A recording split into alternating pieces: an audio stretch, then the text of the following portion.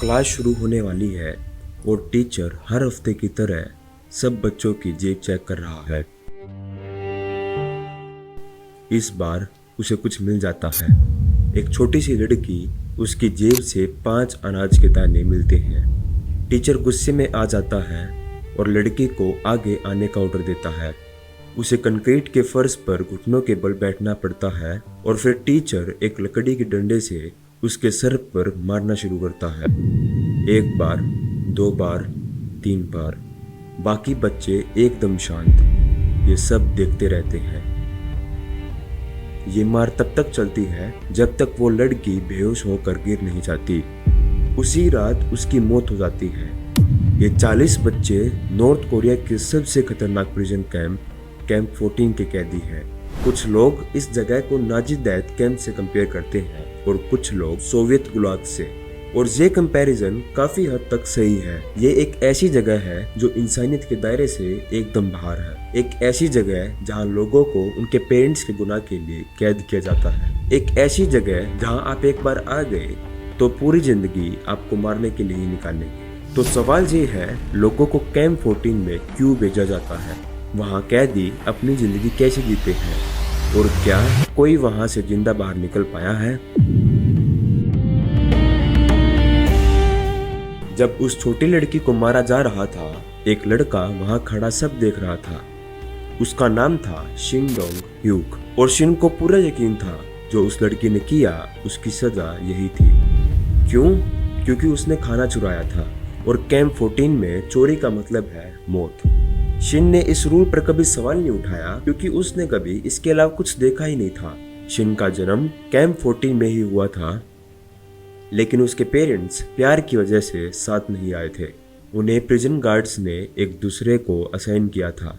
Camp में मर्द और औरत का मिलना स्ट्रिक्टली मना है। अगर कोई औरत बिना परमिशन के प्रेग्नेंट हो जाए तो उसे और उसके बच्चे दोनों को गोली मार दी जाती है। कैंप 14 में बच्चा पैदा करने का सिर्फ एक तरीका है, प्रमोशन।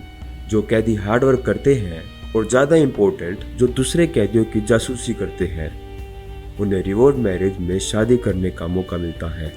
और इसी तरह शिन डोंग ह्यूक और उसका बड़ा भाई इस दुनिया में आए, लेकिन वो कभी एक नॉर्मल फैमिली की तरह नहीं रहे। शिन की माँ ने कभी अपने पास्ट के बारे में बात नहीं की और शिन को आज तक नहीं पता कि उसके पेरेंट्स को किस गुनाह के लिए कैद किया गया था।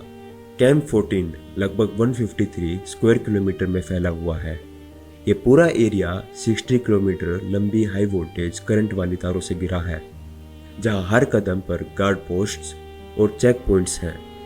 नदियां और ऊंचे ऊंचे पहाड़ इसे बाहर की दुनिया से काट देते हैं और यहाँ के रूल्स बेहद ब्रूटल हैं। टोटल 10 रूल्स जो शिन को बचपन से याद करवा दिए गए थे, जिनमें से कुछ रूल हैं। रूल 1, अगर किसी ने भी भागने की कोशिश करते हुए किसी को देखा और रिपोर्ट नहीं किया, उसे तुरंत गोली मार दी जाएगी। रूल 3, अगर किसी ने खाने का सामान चुराया या छुपाया, उसे तुरंत गोली मार दी जाएगी।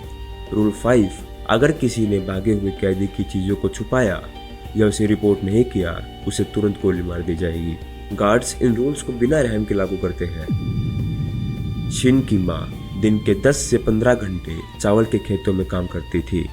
अगर कोटा पूरा किया तो खाना मिलता था, बस इतना कि रात निकल जाए और अगले दिन की काम करने के लिए जान बची रहे। जब शिन ने स्कूल शुरू किया, उसकी जिंदगी 2 हिस्सों में बट गई, क्लासरूम और कोयले की खान में हार्ड लेबर। लेकिन काम से भी बड़ी सजा थी भूख। शिन अक्सर स्कूल से पहले अपनी माँ के हिस्से का खाना खा जाता था। उसकी माँ उसे इसके लिए बहुत मारती थी, लेकिन वो फिर भी ऐसा करता था क्योंकि उसके लिए उसकी माँ प्यार का सोर्स नहीं बल्कि खाने के लिए एक राइवल थी। ये शिन का मील था, दिन में 3 बार। अगर कोई गलती की तो इसका भी आधा मिलता था।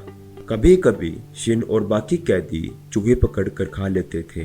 कैंप 14 में मीट का मतलब यही था। शिन के लिए ये कोई नाइटमेयर नहीं था, ये उसकी नॉर्मल लाइफ थी। लेकिन इस कैंप में हर कोई शिन जैसा नहीं था।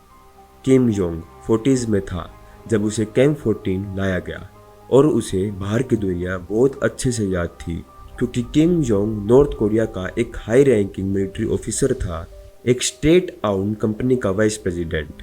उसकी पुरानी जिंदगी में वो सारे बेनिफिट्स मिलते थे जो एक गवर्नमेंट एम्प्लॉय को मिलते हैं, लेकिन अब उसे भी कोयले की खान में काम करना था। अब सवाल है, किम ने ऐसा क्या गुनाह किया था? जवाब है, कुछ नहीं। गुनाह उसके पेरेंट्स ने किया था। नॉर्थ कोरिया में इसे यनजोजी कहते हैं, मतलब गिल्ट बाय एसोसिएशन। एक आदमी के गुनाह की सजा उसकी अगले 3 पीढ़ियों तक को मिलती है। जब किम छोटा था, उसके पिता और भाई पर अमेरिका के लिए जासूसी करने का इल्जाम लगा और उन्हें मार दिया गया।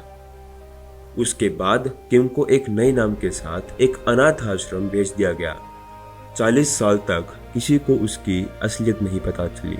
यहाँ तक कि किम को भी नहीं पता था कि उसकी फैमिली ने सपोजिटली क्या गुनाह किया था। यहाँ कोई जुडिशियल प्रोसेस नहीं है। आपको बस रात के अंधेरे में आपकी फैमिली के साथ उठा लिया जाता है। आप बस गायब हो जाते हैं। किम कोयले की खान में स्ट्रगल कर रहा था। उसे ऐसी मेहनत की आदत नहीं थी। गलतियां होती और हर गलती की सजा गार्ड्स के डंडे से मिलती। एक दिन एक गार्ड ने किम को अपनी गन के बट से इतना मारा कि वो बेहोश हो गया। अगले 2 दिन उसे सिर्फ आधा खाना मिला। कैंप 14 में 2 महीने ऐसे गुजारने के बाद उसने डिसाइड किया कि वह सब कुछ खत्म कर देगा। एक लंबा दिन काम करने के बाद वो माइनिंग शाफ्ट की एलिवेटर में घुसा। जब मेटल का केज 2000 फीट की ऊंचाई पर पहुंचा, उसने सेफ्टी पिन खींच दिया और एलिवेटर नीचे गिर गई। लेकिन किम बच गया और उसकी सजा वापस शुरू हो गई। किम योंग मौत से बच गया था, लेकिन कैंप 14 में एक और कैदी अब किसी की मौत की वजह बनने वाला था। शिन अब 15 साल का था और अपने पिता के साथ रहने लगा था। एक दिन अच्छे बिहेवियर के रिवॉर्ड में एक टीचर ने उसे रात अपनी माँ के घर बिताने की परमिशन दी। जब वो वहाँ पहुंचा तो वहाँ एक और मेहमान था, उसका बड़ा भाई शिन ह्योग्योन। शिन अपने भाई को बिल्कुल पसंद नहीं करता था। आधी रात को शिन की नींद खुली। उसे किचन से आवाजें आ रही थी। उसका भाई भागने की बात कर रहा था और उसकी माँ उसका साथ दे रही थी। शिन के दिमाग में पहला ख्याल क्या आया? प्यार? डर? नहीं, उसका पहला इंस्टिंक्ट था, मुझे ये रिपोर्ट करना है। वो बगल के डोम में गया, एक दोस्त को उठाया और एडवाइस मांगी। दोस्त ने भी यही कहा, गार्ड्स को बता दो। वो दोनों स्कूल के नाइट गार्ड के पास गए और पूरा एस्केप प्लॉट बता दिया। इतना ही नहीं, गार्ड्स ने शिन से एक झूठे पुलिस स्टेटमेंट पर साइन करवाया जिसमें लिखा था कि उसने अपनी माँ और भाई को मर्डर करते देखा है। ये झूठा सबूत उनकी मौत का ऑर्डर बन गया। गार्ड्स शिन को टाइडोंग नदी के किनारे एग्जीक्यूशन साइट पर ले गए। एक भीड़ जमा थी ये तमाशा देखने के लिए। गार्ड्स उसकी माँ और उसके भाई को घसीटते हुए लाए और फिर शिन की आंखों के सामने उन दोनों को मार दिया गया। 1996 में किम योंग को पास के कैंप 18 में ट्रांसफर कर दिया गया। उसके लिए ये जगह जन्नत जैसी थी। यहाँ लेबर कंडीशन थोड़ी बेहतर थी और वहाँ उसे एक सरप्राइज मिला। उसकी 70 साल की माँ, जो यहाँ पिछले कई सालों से कैदी थी, लेकिन वायलेंस यहाँ भी कम नहीं था। एक दिन उसने गार्ड्स को अपनी माँ को पीटते हुए देखा, उन्हें मैनुअल लेबर करने के लिए फोर्स करते हुए देखा। उसकी माँ को यकीन हो गया था कि वो दोनों इसी कैंप में मरेंगे, इसलिए अपनी जान को रिस्क में डालकर उसने किम को उसे पीछे छोड़कर भाग जाने के लिए कहा। लेकिन नॉर्थ कोरियन डेथ कैंप से भागना एकदम इम्पॉसिबल है। हर तरफ बारबर्ड वायर, दीवारें, मशीन गन्स और आर्म गन्स है। लेकिन किम योंग चुपचाप अपने आसपास की चीजों को ऑब्जर्व करने लगा। वो ऑब्जर्व करता, इंतजार करता और प्लान्स बनाता। एक दिन कैदी एक ट्रेन में कोयला लोड कर रहे थे, तभी उन्हें कुछ दिखा। ट्रेन के फ्लोर पर अनाज के कुछ दाने बिखरे पड़े थे, मतलब इसमें पहले खाना ट्रांसपोर्ट हुआ था।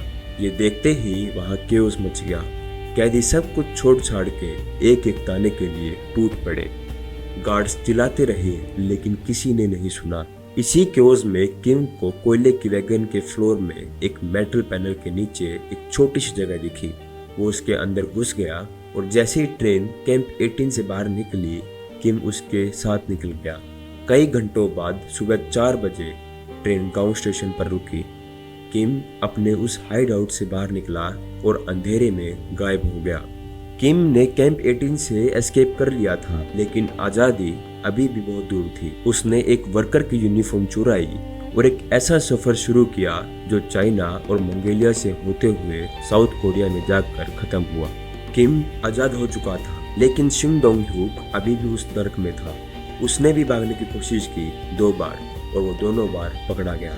अपनी दूसरी कोशिश के बाद शिन को वापस कैंप 14 भेज दिया गया, लेकिन इस बार उसे एक स्पेशल डिटेंशन सेंटर में डाला गया, एक ऐसी जगह जिसका सिर्फ एक मकसद था, टॉर्चर। शिन आज भी कहता है टॉर्चर के निशान आज भी मेरी बॉडी पे है, मेरे हाथ नॉर्मल नहीं है, वो मुड़े हुए हैं। टॉर्चर से पहले मेरे हाथ सीधे थे, जब मुझे टॉर्चर किया जाता मेरे हाथों को रस्सी से बांधकर पीछे खींचा जाता था, उसी वजह से ये धीरे धीरे मुड़ते चले गए। 4 हफ्तों के टॉर्चर के बाद उसे एक ऐसे सेल में फेंक दिया गया जहां कोई रोशनी नहीं थी, इतनी भी जगह नहीं थी कि वो आराम से लेट सके। अगले 6 महीने उसने वही गुजारे। रिलीज होने के बाद शिन की मुलाकात एक ऐसे आदमी से हुई जिसके जैसा उसने कभी किसी को नहीं देखा था, पार्क युंग चुल। पार्क एक इलाइट फैमिली से था, उसने नॉर्थ कोरिया की बाहर की दुनिया देखी थी। शिन को तब तक पता चल चुका था कि उसका नाम एजुकेशन लिस्ट में है। पार्क के साथ मिलकर शिन ने अपने तीसरे और आखिरी एस्केप का प्लान बनाया। शिन और पार्क को पहाड़ों पर कैंप के आउटर फेंसेस के पास लकड़ी काटने का काम मिला। ये फेंस 10 फीट ऊंचा था और उसमें हाई वोल्टेज करंट उड़ रहा था। आसपास कोई गार्ड टावर नहीं था और पेट्रोल्स के बीच लंबा गैप होता था। प्लान सिंपल था, शाम होने का इंतजार करना ताकि बर्फ पर पैरों के निशान ना दिखे और फिर हाई वोल्टेज तारों के बीच से निकल जाना। जैसे ही सूरज ढलने लगा शिन और पार्क फेंस के करीब आ गए। वो लकड़ी काटने का नाटक कर रहे थे ताकि किसी को शक ना हो। अचानक पार्क हिचकिचाया, शिन का दिल तेजी से धड़क रहा था। उसने पार्क का हाथ पकड़ा और दोनों फेंस की तरफ भागे। शिन गिर गया, पार्क उससे पहले फेंस तक पहुंच गया। उसने सबसे नीचे की 2 तारों के बीच अपना सर घुसाने की कोशिश की और उसने एक तार को छू लिया। हाई वोल्टेज करंट पार्क के शरीर से निकल गया। उसका शरीर वही तारों पर अटक गया, लेकिन उसकी वजह से नीचे की तार झुक गई और एक छोटा सा गैप बन गया। शिन उठा और पार्क की डेड बॉडी के ऊपर से क्रॉल करके फेंस की दूसरी तरफ चला गया। जैसे ही वो पूरा निकलने वाला था उसके पैर एक तार से टच हो गए। करंट उसके शरीर से भी गुजरा, उसकी स्किन उसके घुटनों तक जल गई, लेकिन किसी तरह वो निकल गया। पार्क की लाश अभी भी फेंस पर लटकी हुई थी। शिन बिना पीछे देखे भागता रहा 2 घंटे तक, जब तक उसे ये एहसास नहीं हो गया कि वो आजाद हो चुका है। शिन चाइना से होते हुए लगभग 2 साल के सफर के बाद साउथ कोरिया पहुंचा। वो धीरे धीरे एक नॉर्मल लाइफ में एडजस्ट हुआ और नॉर्थ कोरिया में ह्यूमन राइट्स के लिए पब्लिक स्पीकर और एडवोकेट बना। लेकिन 2015 में एक ट्विस्ट आया। शिन डोंग ह्यूक ने अपनी कहानी के कुछ किस्से वापस ले लिए। उसने माना कि उसने एस्केप फ्रॉम कैंप 14, जो उसकी बायोग्राफी थी, में कुछ की डिटेल्स बदल कर बताई थी। क्यों? शिन के मुताबिक कुछ यादें बहुत ज्यादा दर्दनाक थी और कुछ यादें बहुत ज्यादा शर्मनाक। एक्सपर्ट्स का कहना है कि ये टॉर्चर विक्टिम्स के लिए एक नॉर्मल रिएक्शन है। वो अक्सर अपनी नॉर्मल कहानी को दबाने की कोशिश करते हैं। तो क्या उससे उसकी कहानी झूठ हो जाती है? एक्सपर्ट्स मानते हैं नहीं, शिन की स्टोरी के फंडामेंटल एलिमेंट्स अभी भी वही है। क्या वो एक पॉलिटिकल प्रिजनर था? हाँ। क्या उसने अपनी माँ और भाई का एग्जीक्यूशन देखा? हाँ।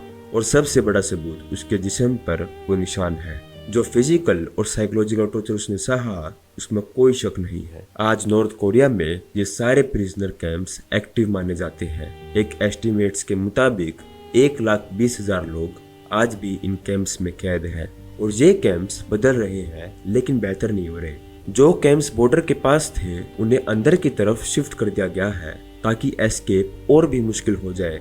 नए वॉच टावर्स बनाए गए हैं और इंटरसेक्टिंग लाइन्स ऑफ फायर, जिनका मकसद है भागने की कोशिश करने वालों को तुरंत खत्म कर देना। सबसे अजीब बात यह है कि ये वीडियो देखने वाला शायद इन कैंप्स के बारे में नॉर्थ कोरिया में रहने वाले ज्यादातर लोगों से ज्यादा जानता है। ये लोग कल भी टॉर्चर हो रहे थे, आज भी टॉर्चर हो रहे हैं और कल भी टॉर्चर होंगे। अगर आपको वीडियो पसंद आई तो लाइक और सब्सक्राइब करना। और मैं भूमिक देसवाल आपसे मिलता हूँ अगली वीडियो में। तब तक के लिए नमस्कार।